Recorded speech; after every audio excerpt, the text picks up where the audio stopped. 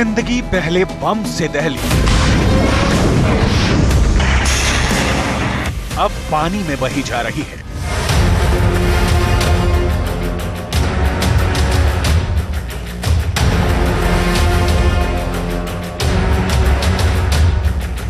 कहीं छाती तक पानी भरा है, कहीं पानी नाक तक पहुंच गया है। हजारों लोग, हजारों घर पानी की मार से कराह रहे हैं, चीख रहे हैं। Все оставили, все вещи поставляли, босиком теперь едем, без всего. Ничего, все там брошенное, все дурные. И дочка кричала: мама, едем, вот такие бестолковые. Ждет, кто-то уже в панике, кто-то смирился, кто-то просто не хочет выезжать, ждут чего-то.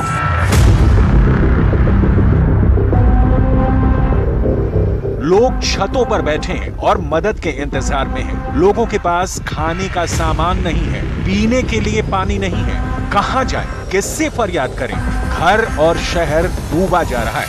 हजारों शरणार्थियों को ओडेसा और माइकोलाइव ले जाने के लिए ट्रेनों और बसों को लगाया गया है।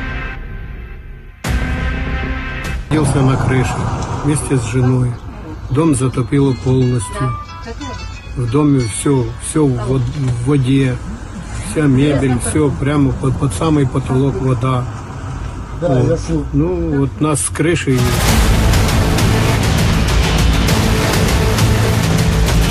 जहां तक नजर जाती है, पानी का साम्राज्य पसरा है। बांध के टूटने की वजह से 4.8 अरब गैलन पानी खेरसौन शहर की तरफ बढ़ चुका है। रेस्क्यू के लिए दिनों रात दस्ता निकल रहा है, लेकिन कहां छाने, किसको बचाए? पानी खौफ बनकर सामने खड़ा है। ये तस्वीरें बहुत ध्यान से देखनी होगी, क्योंकि ये पानी किसी अचानक टूटे डैम का पानी नहीं है जो बाढ़ बनकर खेरसौन में घुस आया है, बल्कि ये पानी रूस यूक्रेन युद्ध में अब तक किया गया सबसे बड़ा हथियार है, जिसमें हथियार के इस्तेमाल करता रूस को बहुत कम खर्च करना पड़ा है।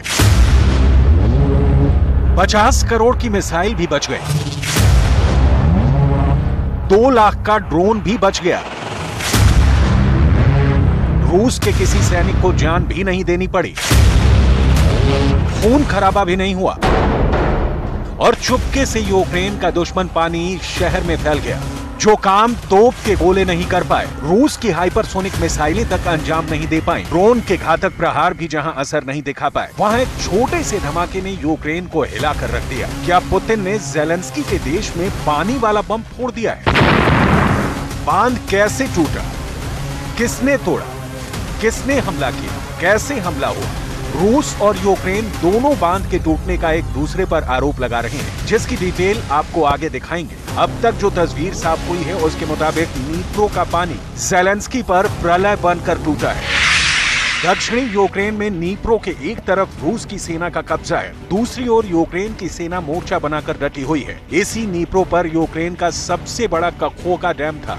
कखोका डैम पर ही कखोका हाइड्रो इलेक्ट्रिक पावर प्लांट था। बांध के टूटने से हाइड्रो इलेक्ट्रिक पावर प्लांट भी तबाह हो गया है।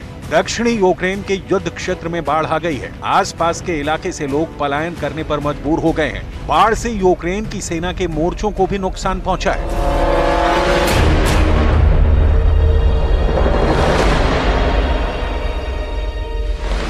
यूक्रेन ने आरोप लगाया है कि रूस के हमले में नीप्रो नदी पर बना नोआ कखोका डैम तबाह हो गया है। रूस ने हमले से इनकार करते हुए इसे यूक्रेन का काम बताया है। Kakhovka hydro electric power plant Ukraine के खेरसौन के नोआ कखोका शहर में है, जो फिलहाल रूस के कब्जे में है। यूक्रेन का कखोका बांध टूटने से खेरसौन में 30 से ज्यादा गांव और कस्बे बाढ़ की चपेट में हैं। इसमें 20 यूक्रेन और 10 रूसी सेना के कब्जे में हैं। 2000 घर पूरी तरह से पानी में समा चुके हैं। 40,000 लोगों की जिंदगी खतरे में है। बांध पर हमला उस समय हुआ है जब यूक्रेन खेरसौन और डोनेट्स्क में रूस की सेना पर बड़े हमले की ओर बढ़ रहा है। रूस पर हमले के लिए बिछाई गई लैंडमाइन अब रेस्क्यू में रुकावट बन रही है। इलाके में पानी भर जाने के कारण उन्हें लोकेट करना मुश्किल हो रहा है। दुश्मन के लिए बिछाई गई लैंडमाइंस ज्यादा पानी आने की वजह से तैरने लगी हैं। अगर ये किसी चीज से टकराती हैं तो फट जाएंगी। पानी आने से सेना को पता था कि रूस ने ये माइंस कहां फिट किए हैं, लेकिन अब उस पर पानी फिर गया है। मतलब लोग पानी में घुट कर तो मरेंगे, लैंडमाइंस के फटने से भी मौत हो सकती है। इधर कुआं, उधर खाई। यूक्रेन ने रूस पर ताजा आरोप लगाया है कि वो बाढ़ में फंसे लोगों को बचाने वाली रेस्क्यू टीम पर हमला कर रहा है। Потрібно, щоб міжнародні організації, такі як Червоний Хрест негайно долучилися до рятувальної операції та допомогли людям саме на окупованій частині Херсонщини. Кожна загибла людина там – це вирок. Вирок наявній міжнародній архітектурі, міжнародним організаціям, які розучилися рятувати життя. Якщо зараз міжнародні організації немає в зоні цієї катастрофи, значить її взагалі немає. यूक्रेन के रूस पर बांध को बम से उड़ा देने के आरोप को डिटेल में समझने की कोशिश करते हैं कि आखिर पुतिन डैम तोड़ने का निर्णय लेंगे तो इससे रूस को क्या फायदा होगा। अमेरिका के institute for the study of war यानी ISW के मुताबिक बांध टूटने से आई बाढ़ से यूक्रेन की सेना से बचने के लिए की गई रूस की किलेबंदी को भी नुकसान हुआ है, लेकिन बाढ़ से रूस का काफी फायदा भी है। रूस की सेना को बाढ़ के चलते यूक्रेन के बड़े हमले से बचने के लिए वक्त मिलेगा।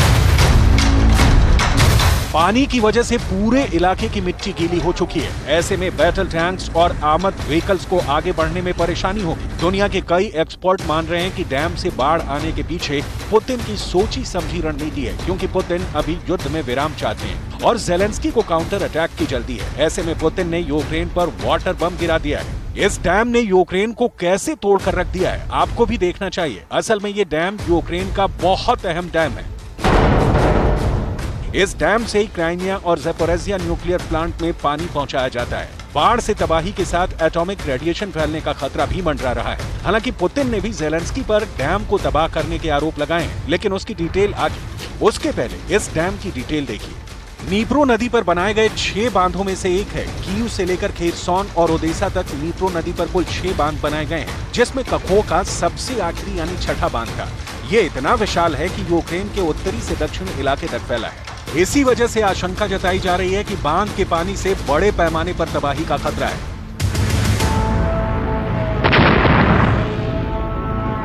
यूक्रेन के आरोपों के बीच रूस के राष्ट्रपति व्लादिमीर पुतिन ने ज़ेलेंस्की की सेना पर डैम को तोड़ने के आरोप लगाए। पुतिन ने यूक्रेन पर युद्ध अपराध के आरोप लगाए हैं। कखोका बांध टूटने के मामले में रूस 2 आधार पर बांध पर हमले से इनकार करता है।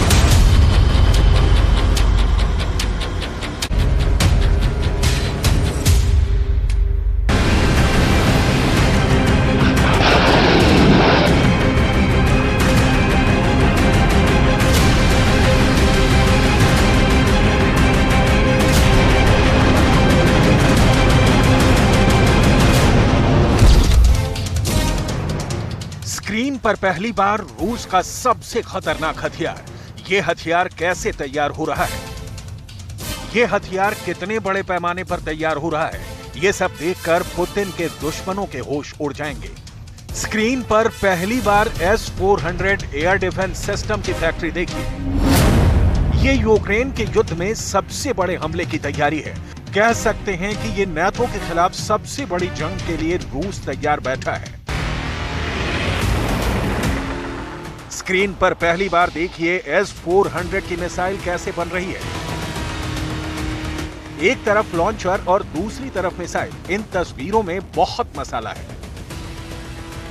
इन तस्वीरों को आप पुतिन की ताकत का सबसे बड़ा शो कह सकते हैं। पुतिन के इस खुफिया फैक्ट्री को देखकर अमेरिका के भी होश उड़ गए हैं। बाइडेन ने अपनी फैक्ट्री से रिपोर्ट लेनी शुरू कर दी है। बाइडेन को भी यकीन नहीं आ रहा कि पुतिन की मिसाइल फैक्ट्री में इतनी तेजी से काम चल रहा है। इसकी बहुत बड़ी वजह है, पुतिन ने अब जो मांगा है उन्हें मिला है। पुतिन ने टैंक मांगा, रूस की सेना को टैंक मिला। पुतिन ने ड्रोन मांगा, रूस की सेना को ड्रोन मिला। पुतिन ने मिसाइल मांगी, रूस की सेना को मिसाइल मिली। इन हथियारों के साथ पुतिन ने यूक्रेन में बड़ा कहर मचाया है। बड़े बड़े शहर आज रूस के मिसाइल हमलों के रोज टारगेट बन रहे हैं।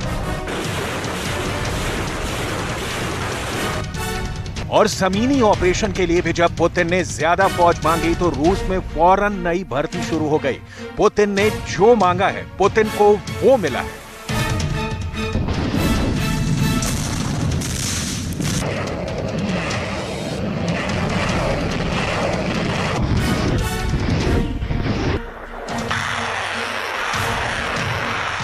यूक्रेन के युद्ध में धीरे धीरे ही सही लेकिन रूस ने पकड़ और मजबूत बनाई है। पुतिन की तैयारी बहुत पुख्ता कही जा रही है। अब पुतिन की हथियार वाली फैक्ट्री 24/7 काम कर रही है, जिसमें दिन रात ऐसे हथियार तैयार हो रहे हैं जो रूस को वर्ल्ड वॉर लड़ने में भी मदद करेंगे।